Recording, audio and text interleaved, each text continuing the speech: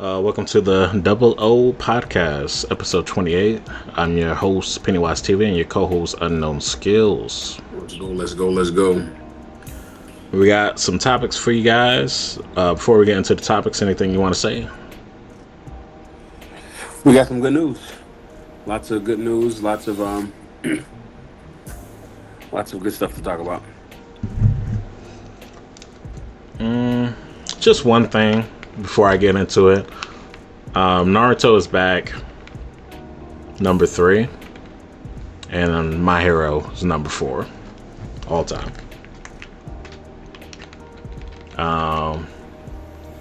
So let's get into the news. We have news. We're going to talk about Gachiakuta Episodes 16 through 18.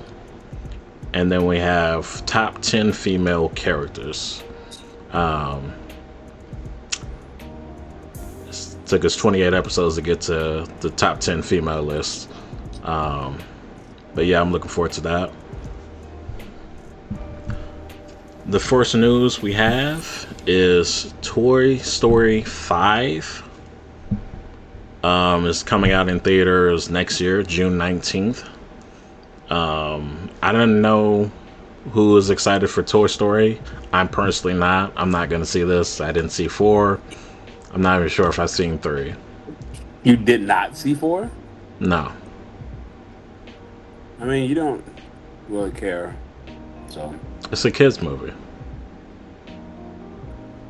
No, it's. You didn't watch Toy Story when you were younger?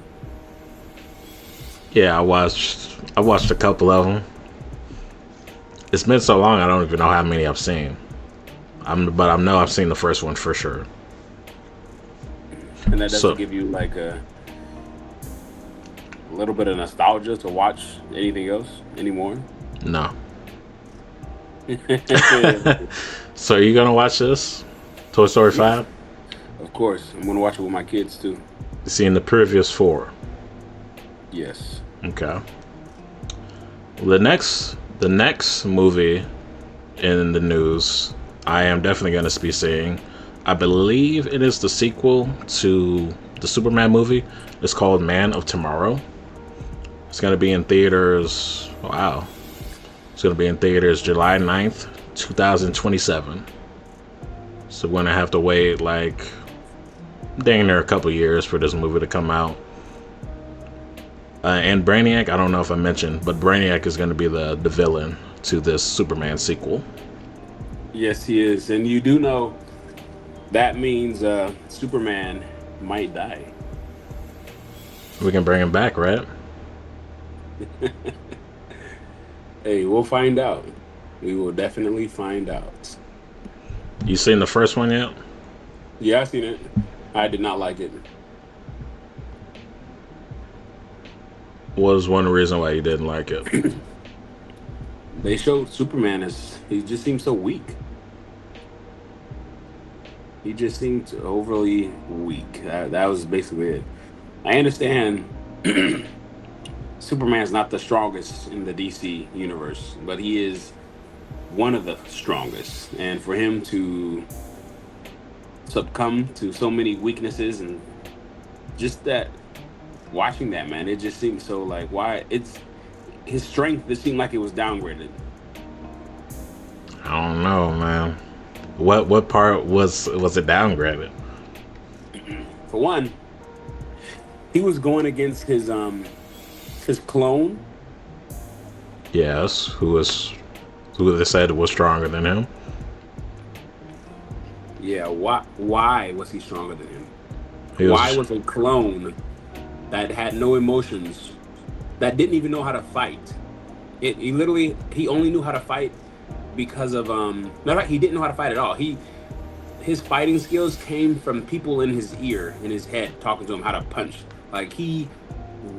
Why was it like this? I did not like that at all. Superman should have been dog walking him. I understand losing in the beginning, but once he realized he's just a clone, like a lesser version of himself, they should not have been able to clone a stronger Superman. Is what I'm saying. Well, he was clearly genetically altered. It's not just a regular clone. Genetically altered or not, they should not have had that technology to do that. The only person who should have been able to do that was the T guy. I forgot his name. Mr. Terrific. Ain't Lex Luthor smarter than him? Technically, yes. I thought you would have liked the movie. Did you see Man of Steel? Yeah, I like that movie. Interesting. I thought people would like this more since it's more true to Superman and who he is, caring about everyone, even the squirrels. This Superman seemed too weak for me. Well, we're gonna watch the movie anyway, so. The next movie we have is Avengers Doomsday. I believe it's coming out. I believe we said the tail end of 2026. Tobey Maguire is going to reportedly return as Spider-Man in Doomsday. I'm excited for that. I'm like, my excitement went from a 4 to like a 7 or 8. Just from Tobey Maguire. Does this get you more excited for Doomsday? No, because I like Spider-Man, but my favorite Spider-Man was actually The Amazing Spider-Man. Spider-Man. Yeah. How do you know that? You told us. Oh yeah, I liked Andrew Garfield better. Did you see Fantastic Four? I have not seen it. That's on my list though. Yeah. It yeah, I won't say anything about that, but I guess we have different opinions. Let's see what else we got. Star Citizen has reached 900 million in total donations. The game has been in development since 2012 and still in alpha with no official release date. So I don't know who cares about Star Citizen, but they're making a bag off a game that has not came out yet. That's actually insane. Yeah, because the first comment I see on Twitter is the greatest scam in gaming history. And I would agree, actually. So, let's see. Activision breaks their silence on AI usage in Call of Duty. They appear to be using AI for the calling cards, the graphics for that. This is the quote that they have in their statement on AI usage in Call of Duty. We use a variety of digital tools, including AI tools, that empower and support our teams to create the best gaming experiences possible for our players. Our creative process continues to be led by the talented individuals in our studios. How you feel about this? It's rarely noticeable. I've been on Black Ops 7 a lot, and I haven't noticed it at all. You haven't looked at the calling cards? Because that's where it's mainly used. I have not looked at the calling.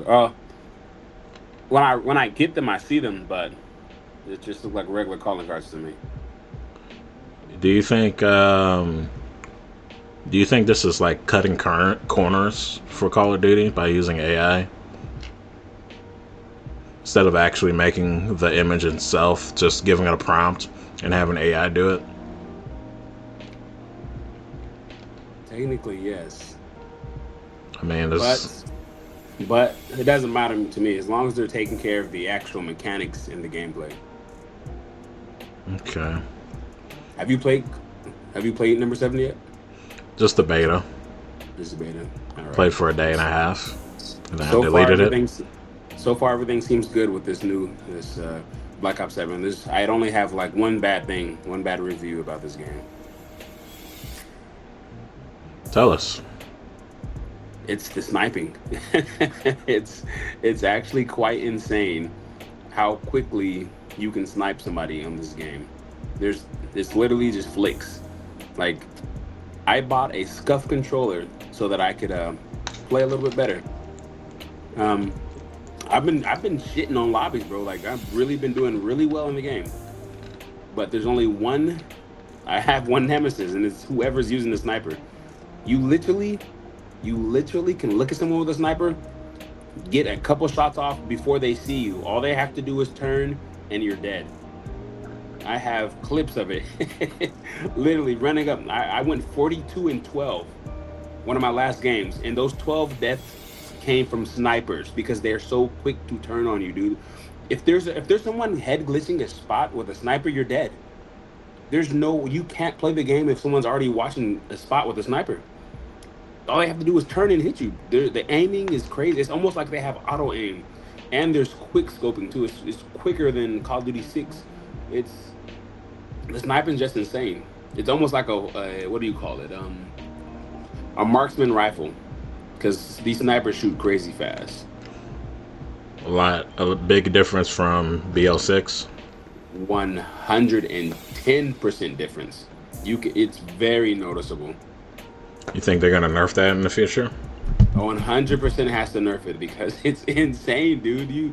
It doesn't matter how good you are. You might be able to win, but you're not gonna feel like you're winning if you just keep getting sniped. And that's what it's gonna come down to.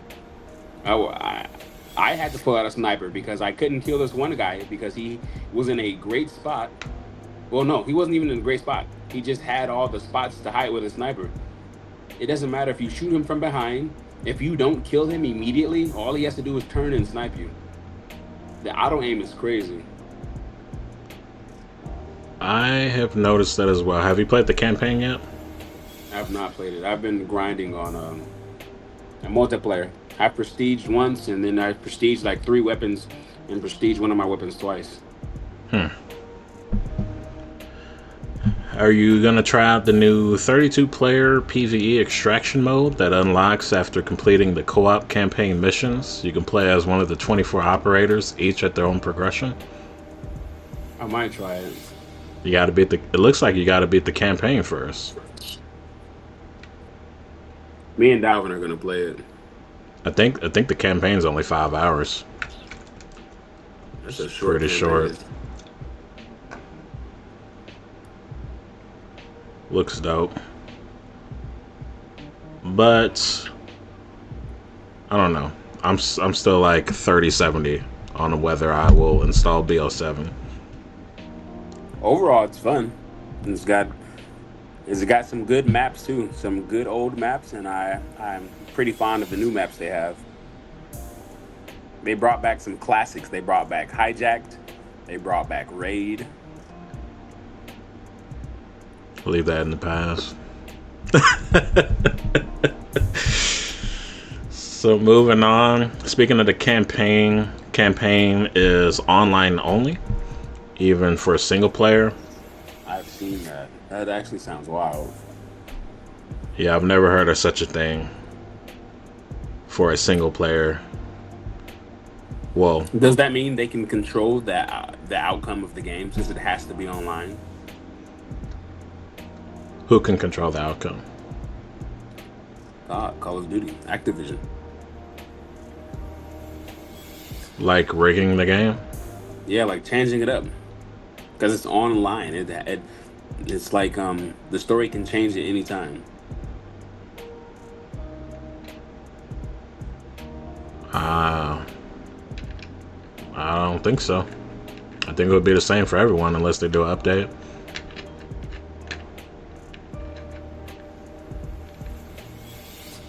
I'm thinking, since you said it's 5 hours, that's one of the shortest campaigns I've ever heard for any game. I'm thinking they might do some updates and add on to the story. They were just better off not doing a campaign. You got the extraction mode, zombies, pubs. This didn't need a campaign. And they're getting a lot of complaints about it. But other than that, moving on to the next piece of news. Red Dead Redemption is available to play on Netflix. I said that right. Netflix on December 2. It would also be released on PlayStation 5, Xbox Series, and Nintendo Switch 2. I'm sure people are wondering, how do you play on Netflix? I don't know either. They have they have the apps on Netflix where you can play games. Like real games? Yeah, like when you get on Netflix, just scroll down, you'll see they have like little games. It's almost like you're logging into a phone. They have little game apps that you can click on and play. So I guess that's cool for people that have Netflix and pay for the subscription. Also, the new gen consoles, they'll be getting Red Dead Redemption as well. I think the game is super outdated. Like a lot of games that are really outdated, for example, Uncharted, I could only play like 5 minutes of that before I deleted it off my hard drive.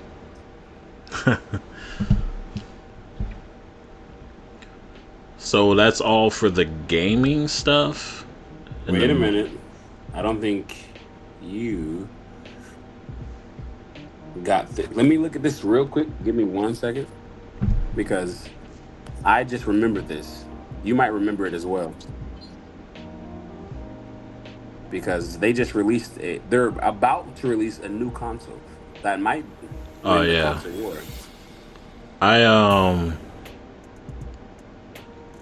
I forgot. I mean, I was just gonna go with the news that we had here, but we can talk about it. Talking about the Steam machine. Yeah, the Steam machine. That was it. Yeah, from the top of my head, no price point yet. It's supposed to have some good specs. I think. Let me see if I can find it on Twitter. It's going to be able to play AAA games at 4K.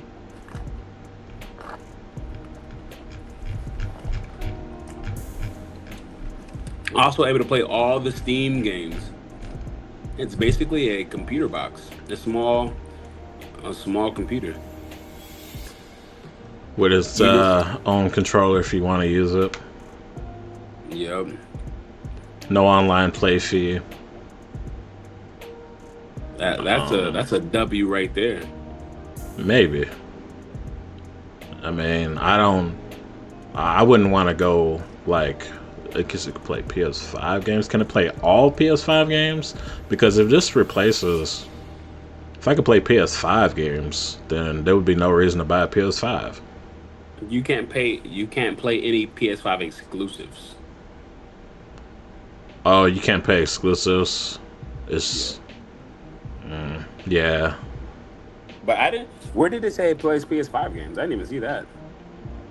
Some random person on Twitter with 42,000 likes on a post. I don't know if it's credible. I didn't fact check it, but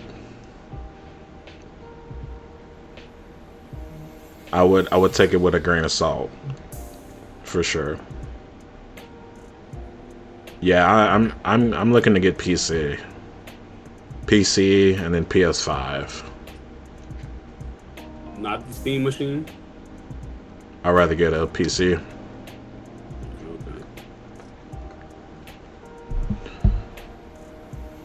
Okay. Would you get this? Yeah. Before you buy a PC? Yeah. It can play all the games on Steam. Steam has thousands of games, old and new.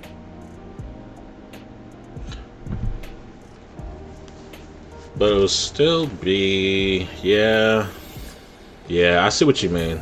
The variety is the biggest selling point, because I'm pretty sure this is going to be weaker than regular PCs, but maybe stronger than consoles. We're gonna find out, because I do know the PlayStation 5 is pretty strong. Its output is crazy, but you can't play 120. What's that, FPS on the Steam machine? You can't? No, I think it said something about it goes up to like 60. That's an L if it goes up to 60. We'll have to see when. Is that like, can we trust those facts? Oh, that was on the it was on the Vow. I could have got it wrong, but what I watched was from Vow. They released a video of them talking about the Steam Machine, the Steam VR, and the Steam handheld. Yeah, I know the Steam handheld is really popular, has good sales. All right, that's about it for the gaming though. Yeah, we can move on. We have some news for anime. A few pieces of news, and the first one is Link Click Season 3 will premiere in October 2026, so next year. They're calling it Season 3. That's strange, because I thought the Bridgeade arc was Season 3, but they're calling it Season 3. But I know you'll be watching it, right? Yeah.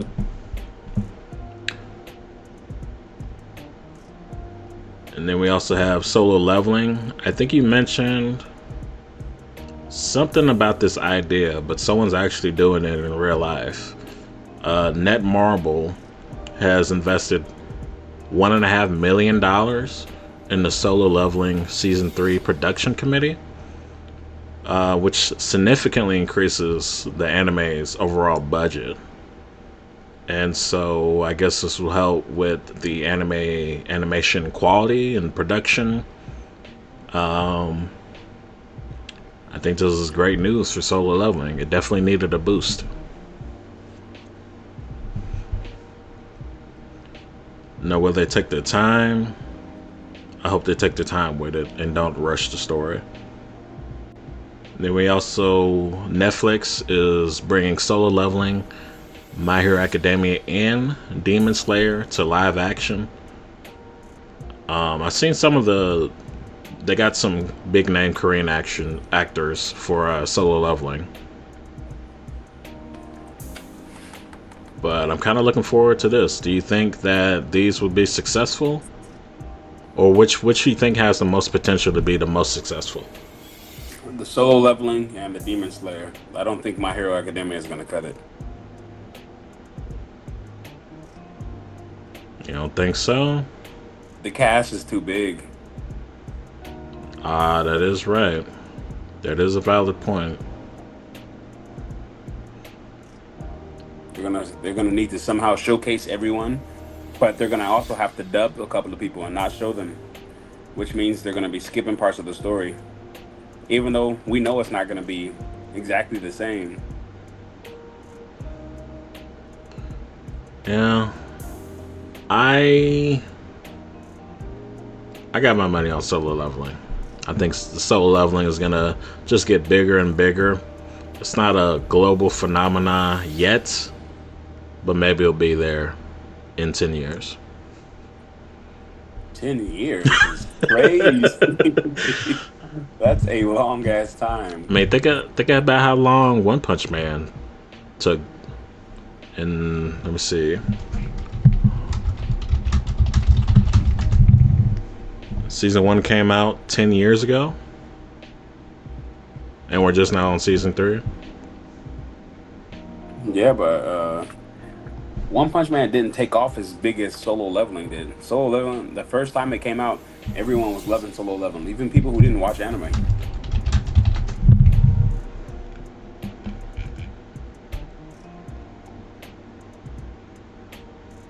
Nah, I don't know. I don't know. I think you underestimate how big One Punch Man was, because I didn't think it was that big until I looked at the stats. I know One Punch Man is big now, but I'm talking about Season 1. Yes, I'm talking about Season 1 as well. Just Season 1. If you look at the numbers, Season 1 of Solo Leveling popped off harder than Season 1 of One Punch Man.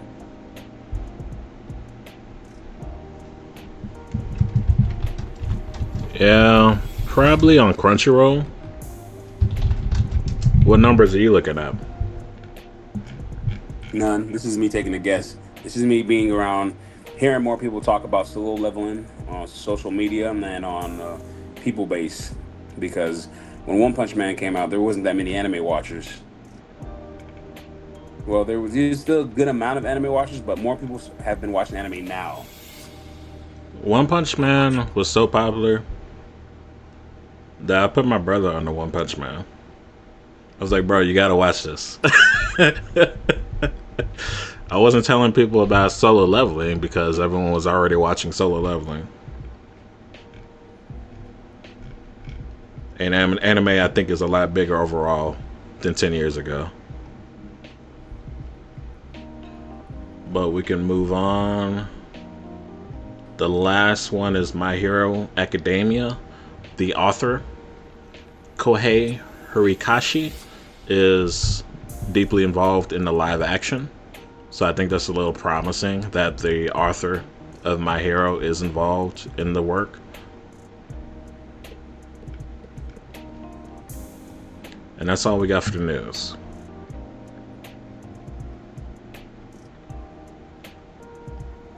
I think there was one more thing. I think that was it. So we can move on to Gachiakuta Episodes 16 through 18. What was the last thing that happened in 18? 18 was They got to the heart thing. Yeah, whatever that was the eating stuff. Who's there right now? Who was it? The girl, the baby girl. What's the main character's name? Rudo. And then the boss of the Raiders. So they're there. They've gotten there. Okay. Because I don't want to say anything that's from episode 19. But how you feel about the Zanka and Jabber fight? Because I honestly, at the beginning, the middle, and end, I did not see Zanka winning. I mean, he got whooped the first time, but I still held out a little bit of hope that he was gonna have some kind of secret power, but he really didn't have no secret power. That was all he had.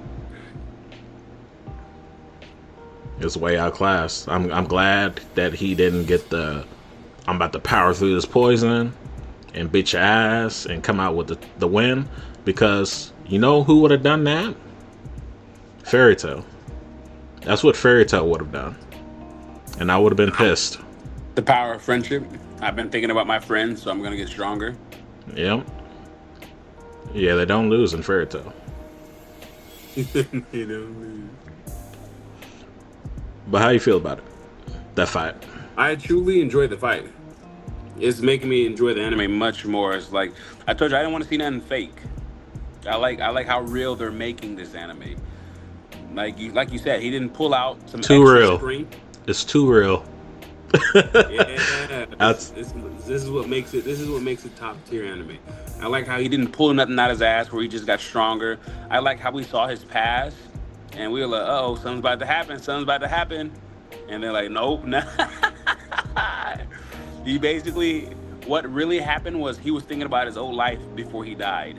Well, before he started to die, and then my favorite part, which I still hate it. Well, I not hate it, but my favorite part was how realistic they slapped it in our face when we saw Zanka get back up and he's like, "Yo, I'm about to do this," and then right before the fight started, we saw him on the ground, poisoned and out of his mind. Oh, like, hallucinating. Oh shit! Like, yo, this is crazy, man. I enjoyed that little trick. They tricked me. Did they get you? With what? Him standing up? Yeah, with him standing up. Yeah, the fight, yeah. I thought he was actually standing up. I thought he was gonna show us a little bit more. I still didn't think he was gonna win at that point at all.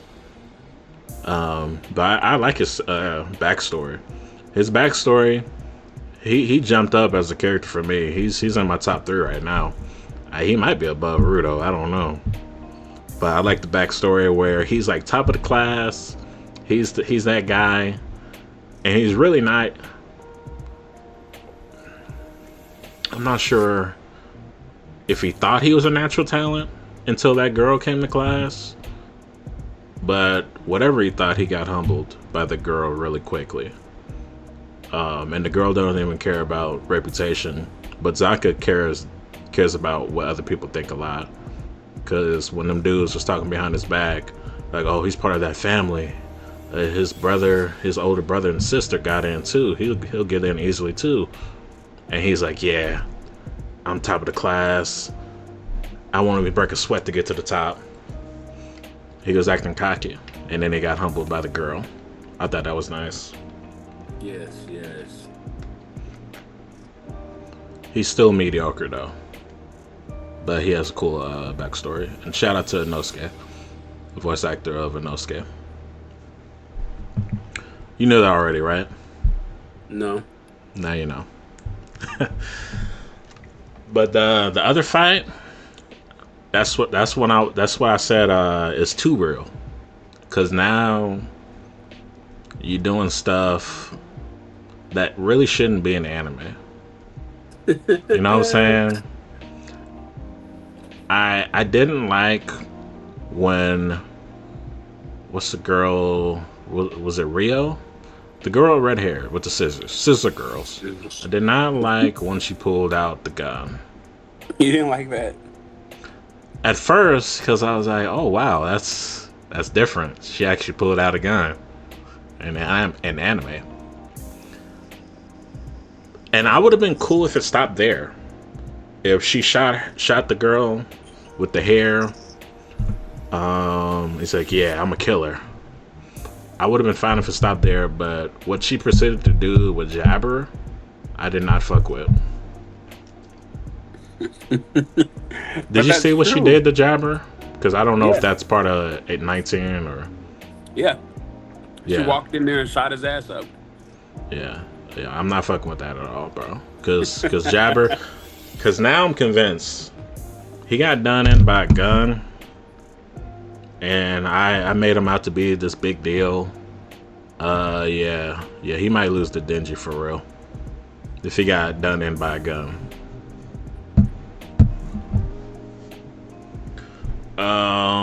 What you think about the plan, the boss's plan of flying to the spear?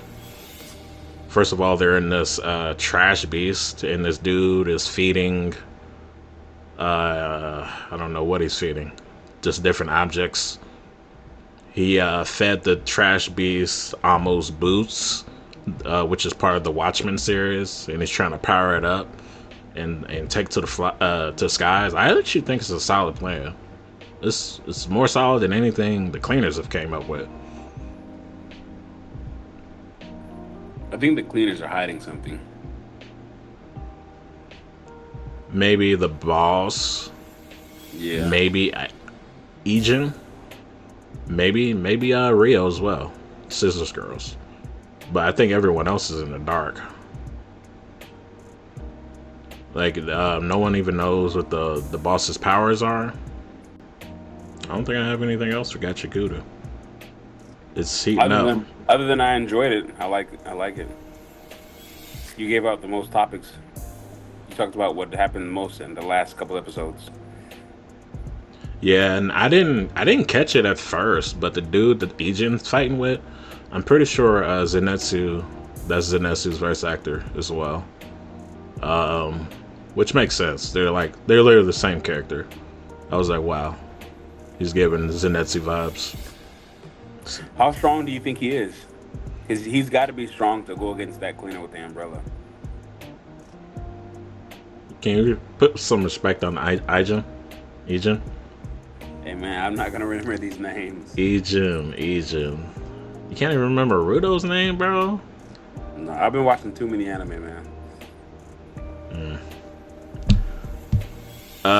He's not beating Ijin. But Ijin did get caught off guard. Well, a teammate was getting hypnotized, so he wasn't expecting that. But a straight-on fight, I don't see him losing to this Zenitsu knockoff. Zenitsu knockoff is crazy. I was looking forward to them getting to the spear, but I don't think they're gonna get to the spear. I think the cleaners. I think they're gonna destroy the trash beast from the inside out. I think that's my prediction. And they're gonna get out of it, and then we're not gonna get to the spear. So I was really looking forward to them getting to the spear, but I don't think it's gonna happen. Do they make it to the spear or not by the end of the season? I believe some people will make it to the spear via trash beast or via some other way. Via trash beast or some other way. I have a strong feeling someone's gonna make it to the spear by the end of the season. You're gonna need some wings or something to fly in. So that's all for Gachiakuta discussion. Next time we could talk about episode 19 and 20. What days does Gachiakuta come out? I don't even know. I didn't even know this last one came out. Well, we'll probably talk about the next episode or two next week as well. All right. When do you plan on starting Disney Twisted Wonderland? I was starting it yesterday, but I got tired. But I've only watched like 5 minutes of it. How's the 5 minutes? The first 30 seconds, the first minute, it seemed like I was about to turn it off and never watch it again. But it changed when it showed him being.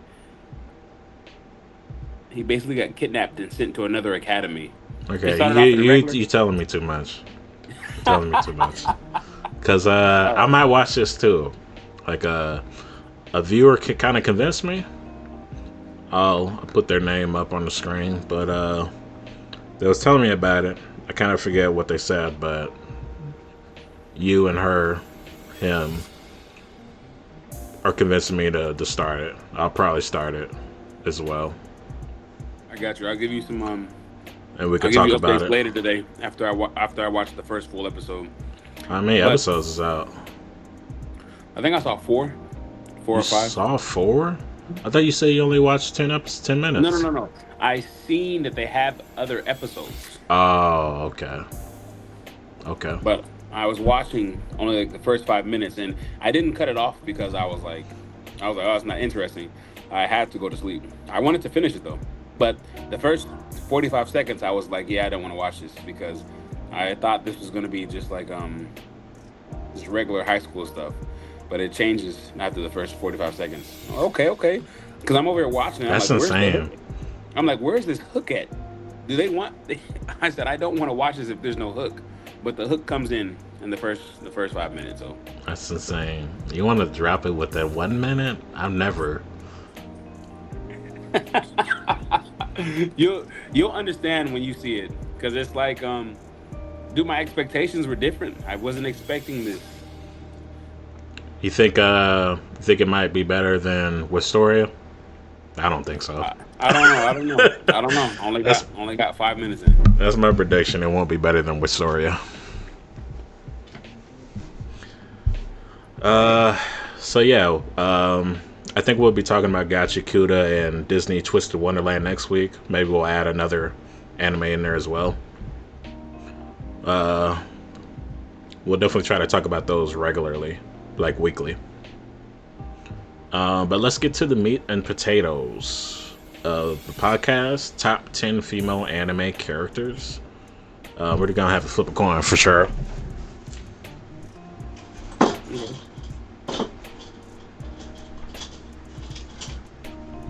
Tails or heads?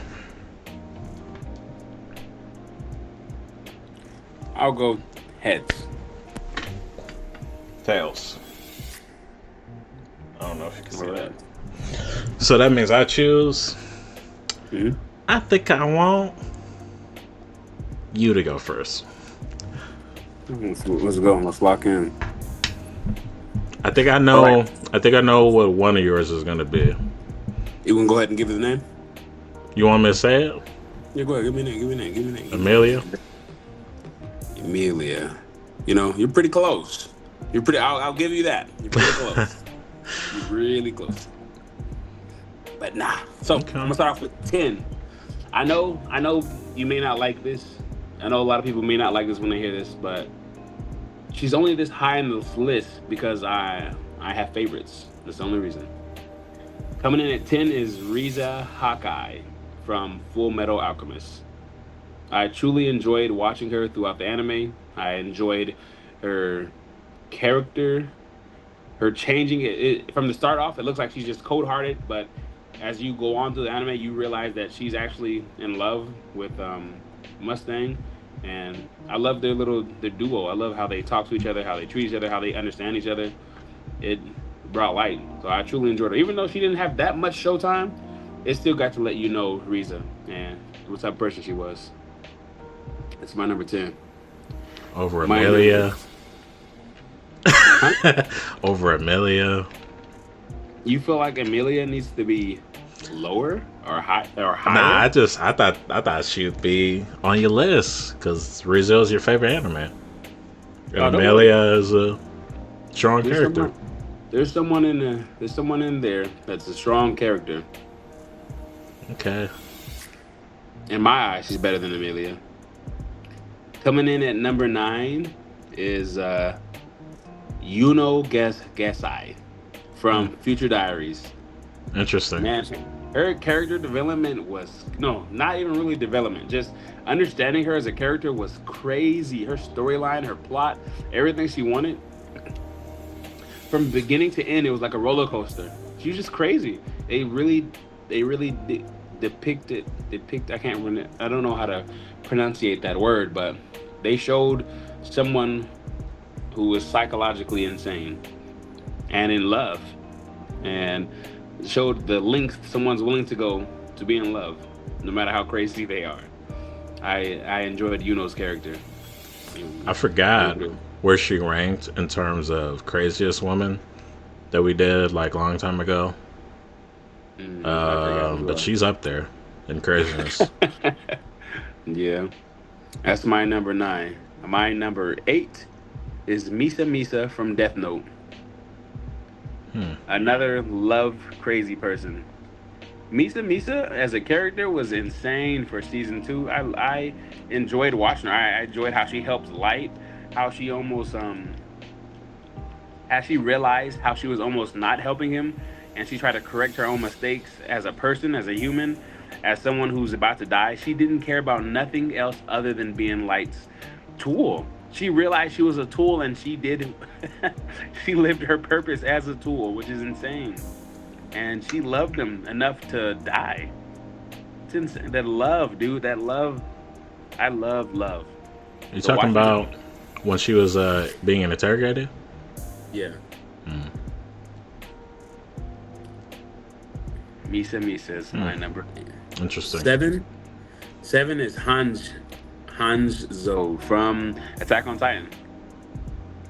Okay. I liked her quirkiness, her how intelligent she was, how much she cared about her friends, how afraid she was of everything, but she didn't care because she was a scientist and she wanted to get down to the nitty-gritty and find out what things really were about.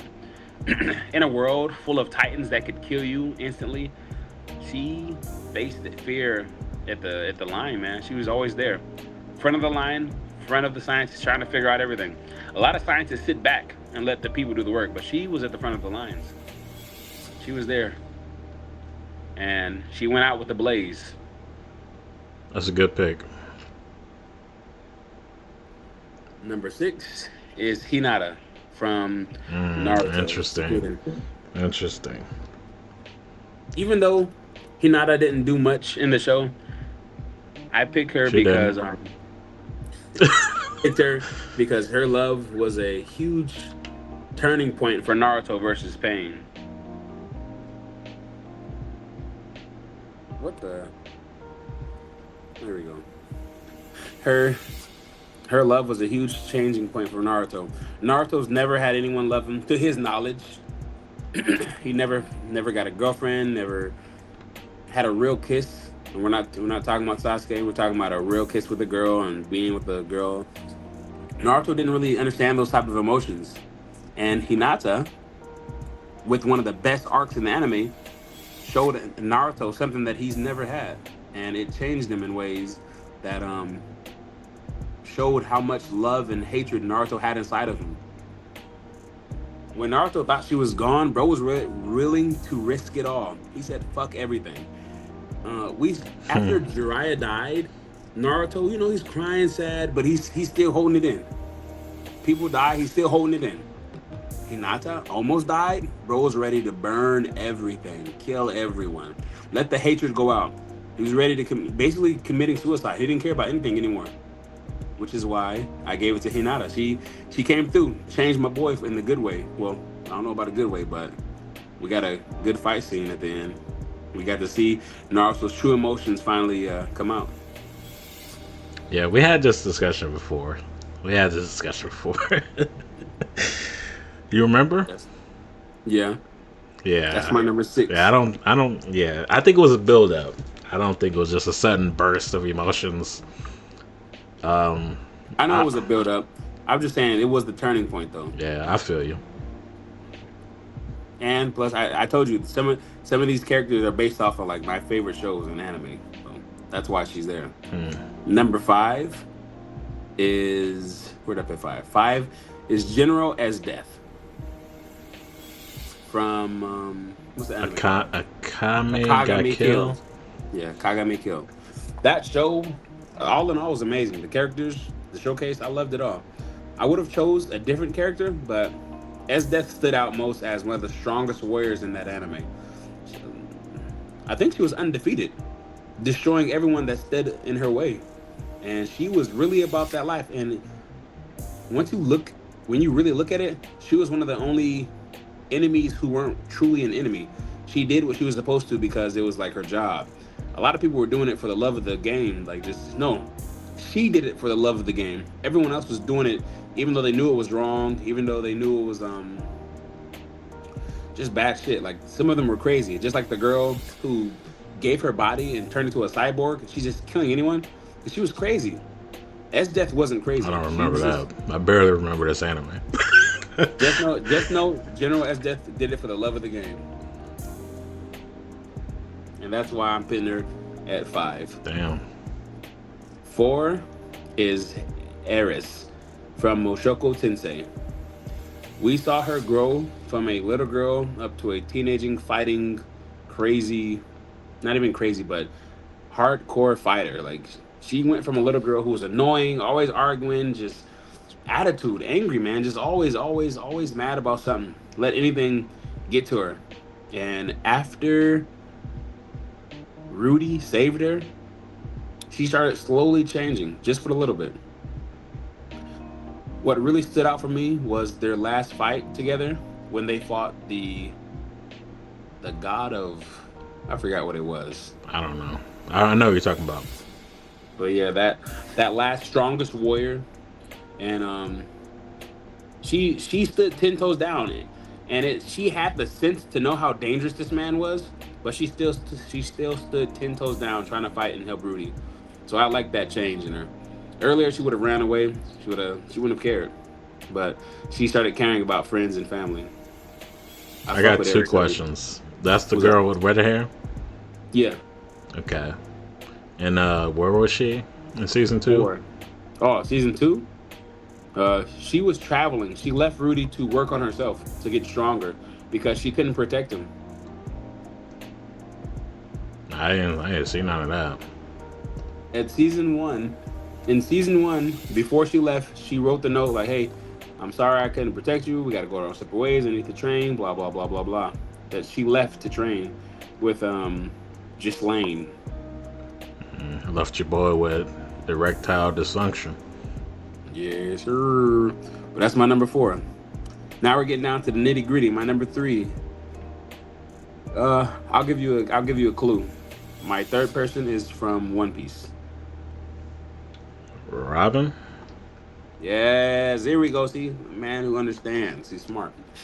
Nico Robin. Nico Robin, they showcased more of Nico Robin's past than all the other female characters. We got to learn a lot about Nico Robin, her mom, her family. We get to see about where she came from, what happened, what she's been through. What do you think was worse? Do you think what Nico Robin went through worse than what Nami went through? The whole thing, the whole shebang. Yeah.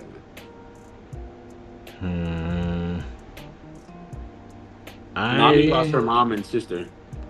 Oh, including the running away from Robin? Yeah, all of it. Who has it worse if Luffy didn't come and save him? Yeah. Wait, no, Robin was chilling though. Robin was, I mean, up until a certain point, her life was ass. It was when everyone died on the island and she had to run away for years. Don't forget, she's like 15, 20 years older than Nami. So she suffered longer than Nami. Okay. But yeah, Robin, when we found Robin, she was in the organization. She wasn't happy. She just still didn't trust anyone, love anyone, but she wasn't in danger anymore at that point. So yeah, I think Nami had it worse because if Luffy had not came, and she got done dirty. Nami got done really, really dirty. Both of their moms got killed, but Nami, she was trying to save the village with the money. She needed 1 billion berries, and Arlong took that from her, and she knew that he did it, but he was like, nah, I don't know what you're talking about. It was the government. So 10 years of saving up money to get it taken away, all hope lost, and you're essentially a slave, basically, by fishmen that don't care about you, don't even look at you, actually looks at you as an inferior being.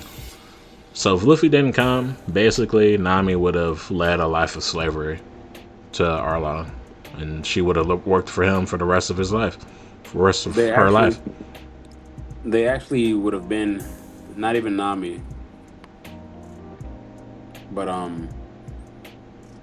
people would have came sooner or later to take over that spot. Did you remember Luffy's grandpa was coming that way, and he was like, "Oh, you took care of Arlong." No, I don't remember that. You think I remember every detail in 1,000 episodes of One Piece? I might have a little memory, but anyway, my number 3 is Nico Robin. I believe she suffered more because of not only did she lose her mom, but she lost everything who she was. She lost everything of who she was as a person at a very young age, just like Nami. But Nami didn't lose everything; she just lost everything she loved. Also, she was on the run for over 10 years. For a while. Plus years running. Nami had it easy getting to meet with other people, rob people, have fun, and enjoy that type of life. She probably didn't like it, but that's what she was becoming. Nico Robin didn't have that. That's still stressful. Would you rather go around robbing people, getting money, eating, sleeping at night, or running away every single day on the run from Marines, knowing that people say that your family's a piece of shit for trying to go against the government, and you can't tell the truth because once they do, they're going to kidnap you, and people look at you as a monster. People see this little girl as like, hey, yo, get her, you know, like everyone who's seen her, automatic monster, automatic snitch, automatically get beat up, kicked. I don't know about spit on, but yeah, but that I understand how you feel about Nami, but I feel like Nico Robin had it rough. You don't think she was in a better place when she was with Crocodile? I mean, she was up high on the ladder. When she was with Crocodile, Nami had already been done with Arlong. Keep in mind, Nico Robin is way older than Nami. So Nico Robin suffered before Nami was born. Nico Robin suffered while Nami was suffering. I don't think that matters. You don't think 20 plus years of suffering matters more than a 10, 15 year? No, I don't think there's a difference. Hey, it is what it is. That's why we have two different opinions. That's my number 3. My number 2 is from ReZero. Oh, I know who it is. It's what is her name? Becky, the lolly, that the spirit that helps out Subaru in the red dress, pink dress. What's her name? I can't remember. If it's not her, then it's Rim. Okay. It would have been Rim, but it's Beatrice. Yeah, that's her name. I know it started with a B. Beatrice had great character development. Beatrice has a great background. Beatrice has a sad story. Beatrice waited for what, 100+ years, or was it 50 years? I can't remember how many years. 100 or 200 years. Might have been 200 years. Over a century waiting, guarding a library, lonely, all by herself, waiting for someone to finally be there with her. And she was just arrogant, fed up, didn't care about nothing. But she always stood on business, which is why I liked her. Remember that first pact she made with Subaru, and she went against Roswell, and when Roswell thought Subaru killed Ram, do you remember that fight, or you don't remember it? Subaru killed Ram? When Roswell thought Subaru killed Ram, do you remember when he said, "I invite you to the castle," and then one of my loyal subjects died? Oh, yeah. He got blamed. What actually killed her, though? Poison from the dog. From the curse. Oh, yeah, the dog. Okay. Yeah, I remember. But yeah, Beatrice, 10 toes hand down, one of my favorite characters. I enjoyed her story, her background, beginning to the end. I loved the character development. I loved how she changed. Like, 200 years is wild, dude.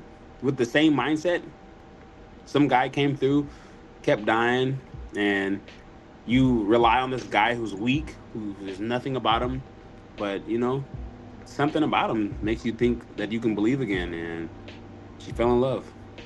You said that was your number 2? It's my number 2. Okay. And wait, where did it go? Okay, here we go.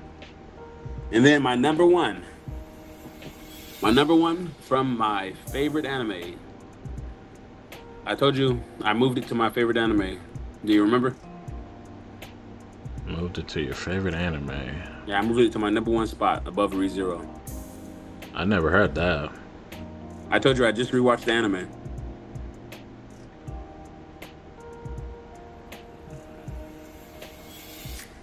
I don't know. It's Code Geass. Oh. Kallen? Oh man, I'm telling you can really think, man. You're a smart guy. You're Kallen Kozuki.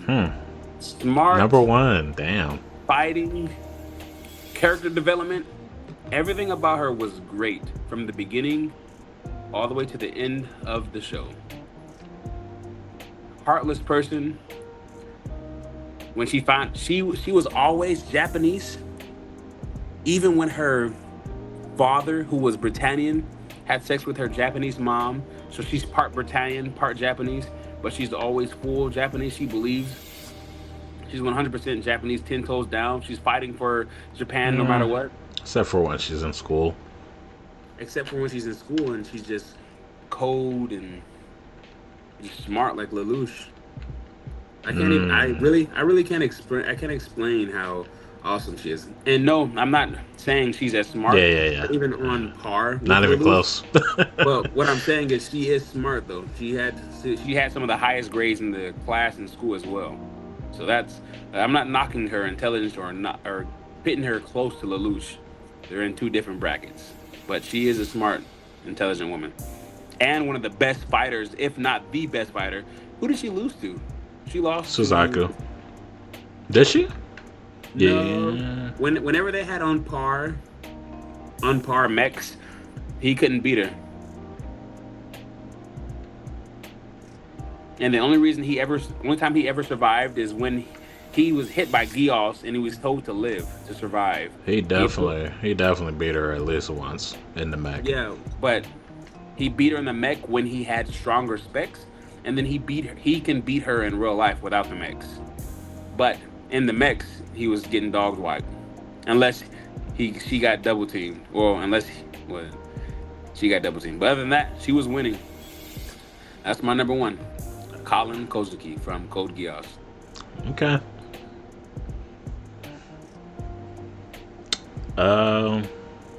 Decent list. You've had better. Better. That's a top tier list. That's cool.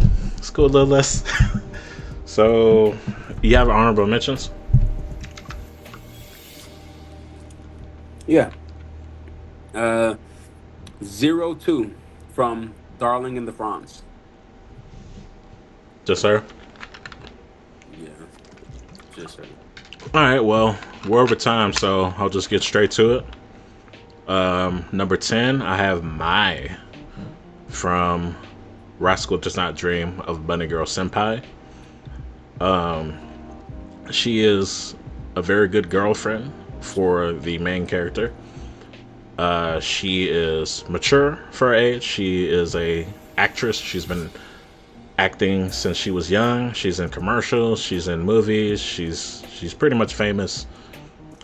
And she still has her girly side as well. She steps on the main character's toe when he's being disrespectful. He keeps him in check, but she's also graceful as well. And she is also smart. She stands 10 toes down for the main character, even going as far as letting him... Actually, I don't know if I can spoil that. Yeah, I don't want to spoil that. But yeah, she's the most realistic in terms of romance anime. I think she's one of the best realistic depictions of a romance character. But yeah. Number 9, I have Riko from Made in Abyss. She's following in the footsteps of her mother, who was a cave diver. I forget what they're called in that anime. But the reason why she isn't higher on the list is because she do be getting carried sometimes by the robot dude, little kid. Cyber. Yeah. She's brave. She's fearless. She was gonna go into the abyss regardless because of her nature and where she was actually born and just her being drawn to it, like the abyss calling out to her. And she went down to the abyss where grown men have trouble descending and ascending, and she was able to do that at age 12. Navigate with the help of, what's the robot dude's name? I don't know. I haven't seen Made in the Abyss in years. I'm gonna say Rojo or Rolo or something. But she went pretty far. She went very far. And she had a little bit of help along the way, but really it was just her and her robot friend. And neither would have survived without the other, because she didn't have the fighting capabilities and he didn't know how to catch food and cook. And then there's also like her knowledge of the species that are on each floor, and she has like the knowledge like that as well. So yeah, I got her number 9. Number 8, I don't think you know this character. Her name is Foes. She is from a character from an anime that I recommended you 4 years ago that you haven't watched yet. What is it? The English name is Land of the Lustrous, but the Japanese name is Hoseki no Kuni. But the characters in the show, they are made of crystals. They're basically crystal girls, and they're basically ranked from softest to the hardest material, the hardest being diamond. And the premise of the story is basically they're getting attacked by these alien-like creatures that come from the sky. They materialize and they're getting attacked, and they have to defend where they're from. And she actually has one of the best developments of any females in any anime in terms of just strength and personality. Her personality does a complete 180 from how she is in the beginning. She's much more carefree and goofy. But one of the things that is unique about this anime and this particular character, because the character is pretty weak in the beginning, but they can break because they're crystals. They're literal rocks that can move, but they can also be repaired as well. And each time they're repaired, a little piece of them goes missing, and that little piece could be a memory or a personality or something like that. So the more pieces you lose, the more personality you lose as well. And that's what was happening with Foes. And she goes through metamorphosis, both physically and mentally. And she goes through a lot of different changes. So yeah, that's number 8, Foes. Number 7, I have, this is my counter to your crazy, Yumeko from Kakegurui. She is the gambling addict, and she's crazy. I think she's a little too crazy, but the way she is able to navigate through these matches, these gambling matches, first of all, she's super smart, and she has a lot of gambling skills. She's able to see through a lot of the tricks of the students that she faces. A lot of them are cheating and not playing clean, and she's so smart and keen and perceptive that she's able to see through those lies and play through it. She's beating people while they're cheating against her. She's just badass, and I like how they don't make her too OP to where she's just good at everything, but she's pretty good at most things. And then she also has some moral integrity. She loves gambling so much, but not at the risk of her own life.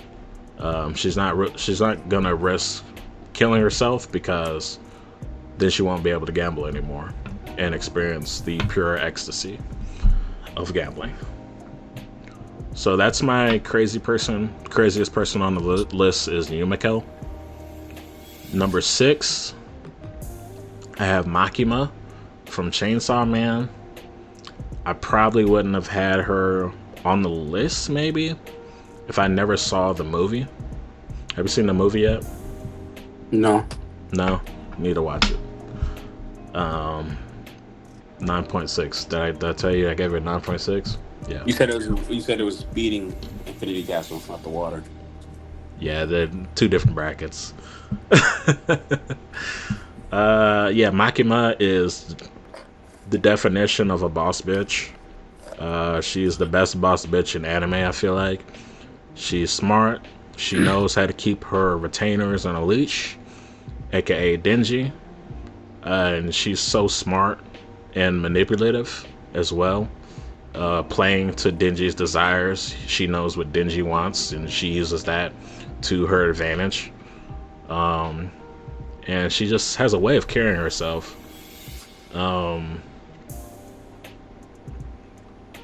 And she's also powerful as well. No one's messing with her at a power level. And yeah, as a boss, I think she's one of the best female bosses in anime. She carries herself very, very well. So, number 5, I have Ochako from My Hero Academia. She is probably the most underrated character on my list, because she doesn't go the typical harem, I forget what the term is called, girlfriend to the MC. She doesn't play that typical role. And she never really relied on Deku either, even though Deku was trying to help out Ochako during the tournament by giving her notes on Bakugo when she went up against Bakugo in the tournament. And she didn't rely on him. She relied on her own powers, her own plans, her own strategy. And she was giving Bakugo problems. Bakugo, second or third best hero, basically number one or number two in class. And the people in spectating in the stands, they're like, they're telling Bakugo, beat her ass, she's weak, stop playing with her. And the whole time, she's actually has Bakugo on the edge, dang near on the edge of defeat. All she has to do is touch Bakugo. So it wasn't like she wasn't close to beating Bakugo, but it was definitely a close call. And what I like most about the character is, first of all, she has her own convictions, her own dreams, and she basically wants a better world. She's heavily influenced by her parents. But the biggest thing is that she did not go follow the path of love. She chose the path of the hero. And I think that's very powerful. To sacrifice your love life to be a hero. Because I guess in that world you can't have both. So she chose the hero life. So yeah, I got Ochako number 5. Number 4. And just so you know, I don't have any characters from One Piece or Naruto. So number 4, I have Orihime from Bleach. She is the lovable, adorable, bubbly Orihime that all the classmates know and love. She is one of Ichigo's love interests, and she eventually gets powers as well, and she gets involved too. She accompanies Ichigo to various arcs, like the Soul Society arc and other places as well. She's accompanying him as well, although she's not really a fighter. She's more of a healer, but that doesn't really stop her from getting stronger, training, and a lot of people don't really believe in her. There's only like a few select people that believe in her.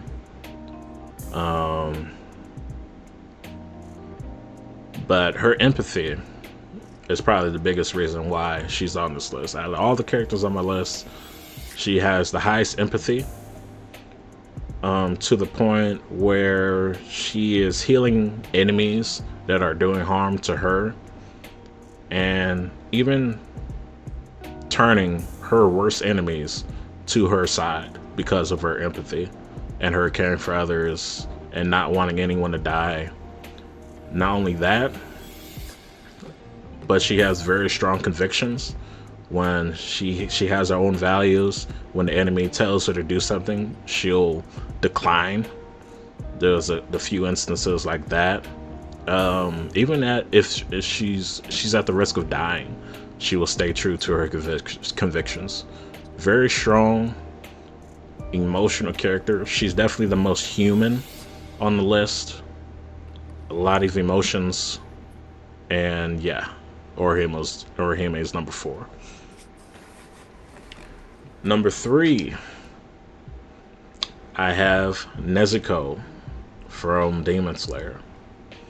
I don't know why you're shaking your head, but she is basically the sidekick of Tanjiro. Been with Tanjiro basically since the beginning of her journey, his journey, and they basically started this journey together. There was an opportunity for Tanjiro to drop Nezuko off with the doctor and the little boy, but he said, no, I'm going to take her with me everywhere I go. And Nezuko has been that clutch person in a lot of battles, 3, 4, 5 battles. She's been there, getting stronger, learning about her own powers, developing her own blood art. And she saved Tanjiro a bunch of times, coming out of that box. And she does it without saying any words, which is incredible. She's able to convey her conviction through her actions. She protects the humans because she has that spell that Tanjiro's master did on her. So she looks at everyone, all the humans, as her own family. She has that side to her still, even though she's a demon. She still has human qualities. And then she's also a fighter as well. She gets stronger as she fights, and she's been able to inflict some heavy damage on some high level demons, some upper level demons. And yeah, she's been part of the crew since the beginning. And yeah, Nezuko's number 3. Why are you shaking your head, bro? It's cute. We talk about it later because we're running out of time. Okay. Number 2, I have Violet Evergarden. Why'd you say it like that? Evergarden? I kind of like it. Before I go into it, I didn't know that there was a Violet Evergarden movie. I only seen the first season, but I was kind of pissed actually when I found out that there was a movie that came out in 2020. Kind of the same with Gintama. I didn't know a movie came out during that time. But yeah, I'm gonna watch that movie for sure to get more on her character. But this anime, first of all, is beautiful, and Violet is. Have you seen this anime? No. So Violet, she was a soldier in the war. Lost both of her arms. She has prosthetic arms, and she works as a male woman. I don't know. I forget what the profession was called, but basically she writes letters for people that can't read and write. This was in the early 1900s, and the mailing system was first getting developed. So not only does she like jobs in the town, but she also goes out to other cities, other countries, to clients, and she might write letters for them or help them write a novel or something like that. And she's very inspirational. Even her introductions are like, people are in awe seeing her introduce herself. I'm Violet Evergarden. Here are my services, blah blah blah. And she bows, and then the wind blows, and everyone's just in awe of her every time. She got aura. Yeah, the wind, basically. She controls the wind when she introduces herself. You gotta watch the anime. You haven't seen the anime? No. It might make your top 25. That's how good it is.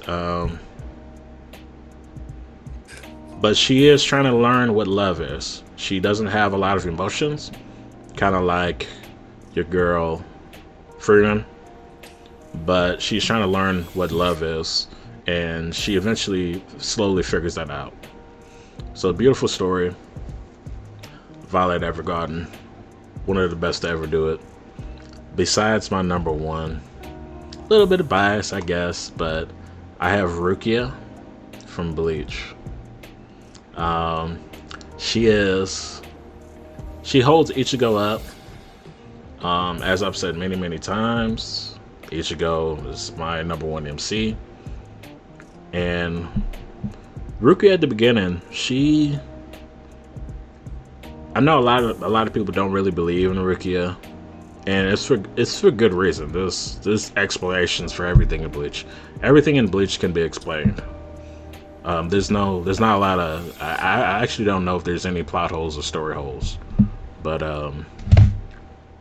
in the beginning, we didn't really know too much about Rukia. We know that she gave her powers to Ichigo to save his family in that first episode, and that's basically was the start of Ichigo's new life. Rukia was the catalyst for that, to Ichigo to start this whole new direction in life, and she is definitely integral to Ichigo's development and picking him up, picking him back up when he feels down and when he's depressed. And Rukia is the one that is there to pick Ichigo back up and get him back on his feet. Not only does he help the main character, but she can also stand on her own as well. as a Soul Reaper. If not for the 1,000-year Blood War arc, she'd probably be around 5 or 6. But she gets the glow up for sure. If you didn't like her in the OG version, I think you'll like her in the 1,000-year Blood War arc.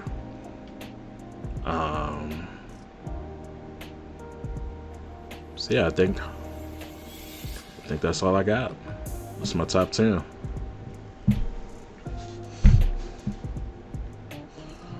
So, it's okay. Let's ask the people. What list do y'all think is better? Pennywise TVs or Unknown Skillz? But that's all we have. Anything you want to say before we get out of here? Check out To Your Eternity. Season 3 is popping off.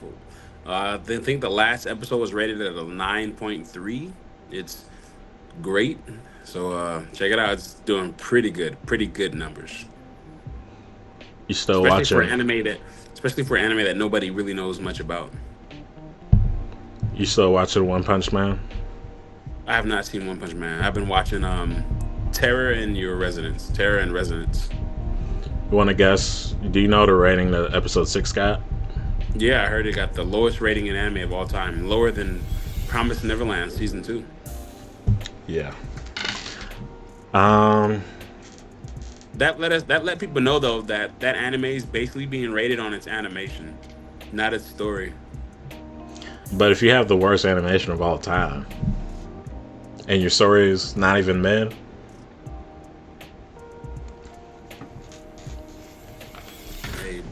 I mean, yeah. I don't think I have anything else to say, so we'll just end it here. We'll see you guys next week. This is the 00 Podcast. I'm your host, Pennywise TV, and your co-host, Unknown Skillz. Peace. Catch you guys later.